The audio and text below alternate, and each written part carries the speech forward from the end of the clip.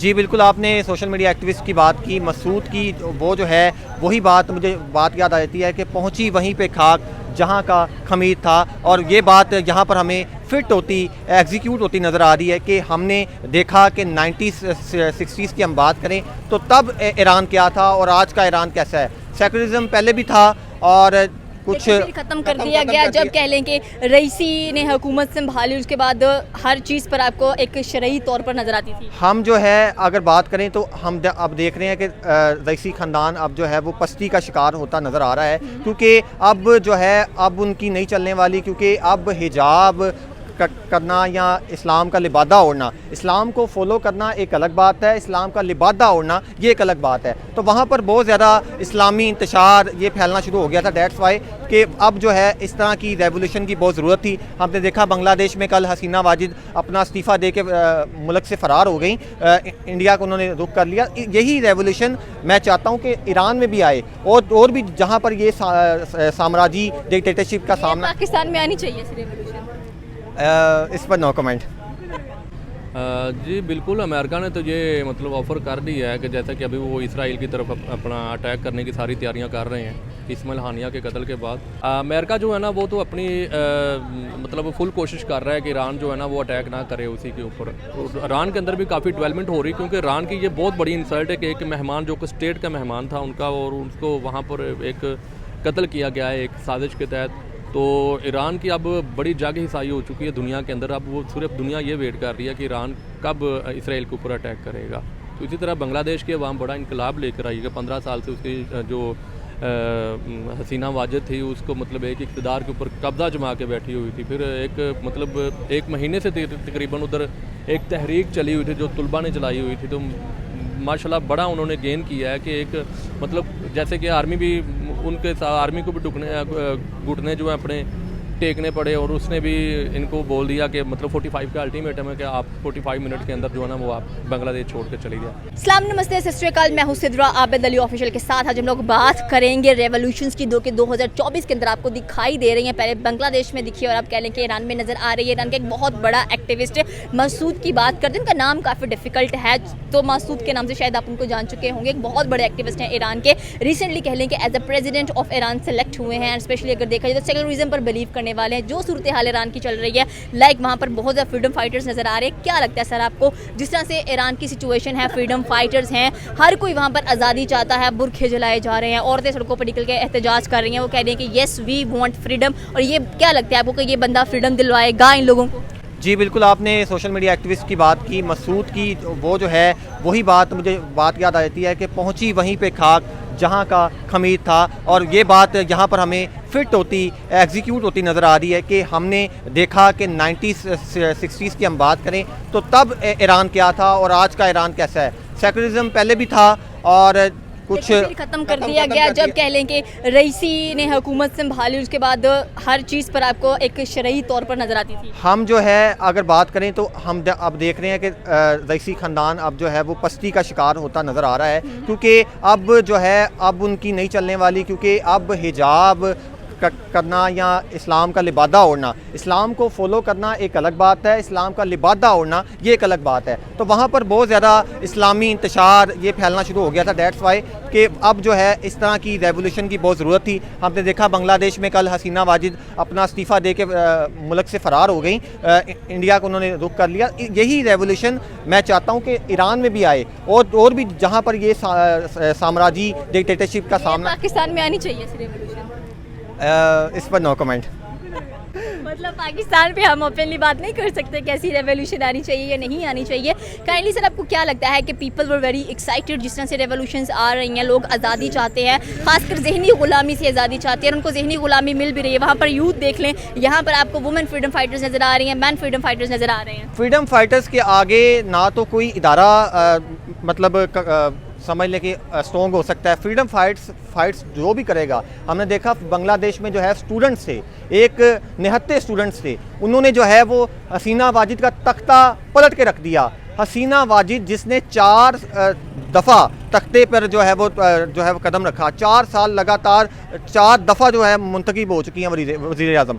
वो 4 साल वज़ीर आज़म मुंतखब होने वाली वज़ीर आज़म को उन्होंने एक मक्खी की तरह उठाकर बाहर फेंका, उसको मजबूर कर दिया गया, उसको जो है वो शिट कॉल दी गई, 45 मिनट की कॉल दी गई, उसको मजबूर कर दिया गया कि वो जलावतनी पर मजबूर हो जाए और मुल्क छोड़ के भाग जाए। अगर बात की जाए उसके वालिद की, शेख मुजीबर रहमान की, हालांकि उनके साथ जो हुआ, मैं कहता हूँ अगर यही मुजस्मा पाकिस्तान में होता तो शायद मैं तो ऐसा ना करता। जो उन्होंने शेख हसीना वाजिद के वालिद के मुजस्मे के साथ किया वो तारीख में एक स्याह दिन के मुतरादिफ है।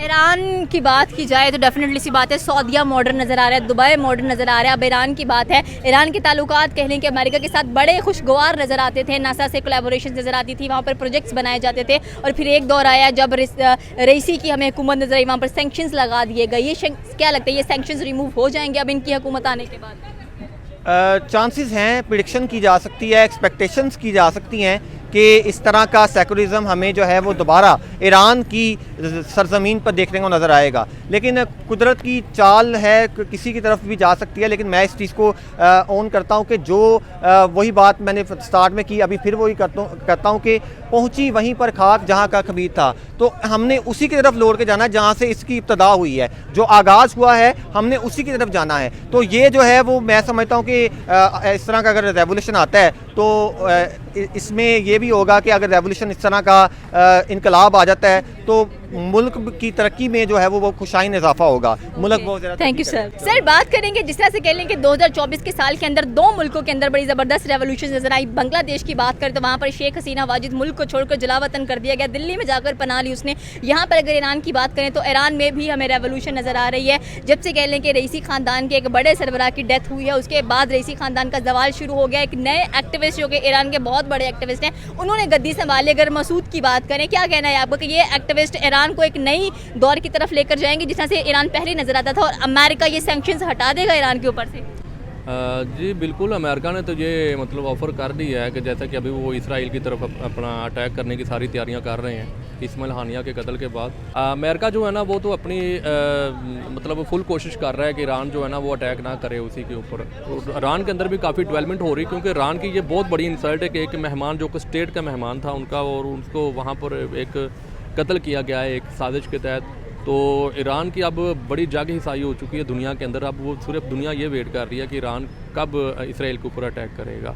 तो इसी तरह बांग्लादेश के अवाम बड़ा इनकलाब लेकर आई है। 15 साल से उसकी जो हसीना वाजिद थी उसको मतलब एक इक़्तिदार के ऊपर कब्जा जमा के बैठी हुई थी। फिर एक मतलब 1 महीने से तकरीबन उधर एक तहरीक चली हुई थी जो तुलबा ने चलाई हुई थी। तो माशाल्लाह बड़ा उन्होंने गेन किया है कि एक मतलब जैसे कि आर्मी भी उनके साथ आर्मी को भी घुटने जो है अपने टेकने पड़े, और उसने भी इनको बोल दिया कि मतलब 45 का अल्टीमेटम है कि आप 45 मिनट के अंदर जो है ना वो आप बांग्लादेश छोड़ कर चली जाए। उसको तकरीर का भी मौका नहीं मिला।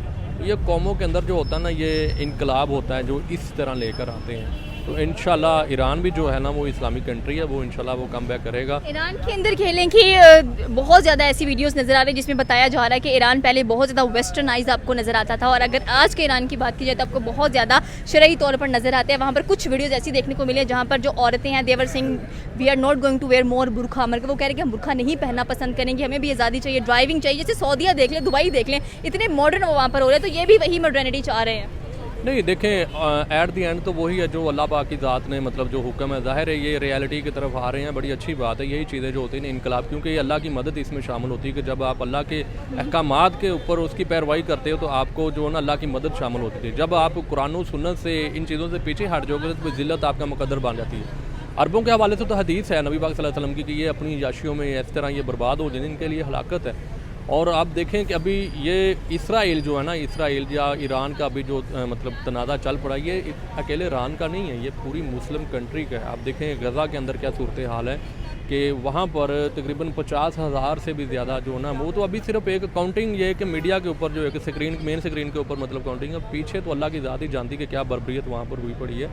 तो इंशाल्लाह ईरान जो है ना अभी जो सुनने में यही आ रहा है कि उसको चाइना भी सपोर्ट कर रहा है, और मतलब चाइना ने भी कह दिया है कि मतलब वो भी अटैक करेगा ईरान के साथ मिलकर, ईरान की फुल उसने हमायत कर दी है। और भी कंट्रीज़ जो हैं, सऊदीया बीच में आया था, लेकिन सऊदीया को भी उसने कहा था कि अगर आप रास्ते में आएंगे तो पहले फिर हम आपके साथ निपटेंगे, फिर इसराइल के साथ।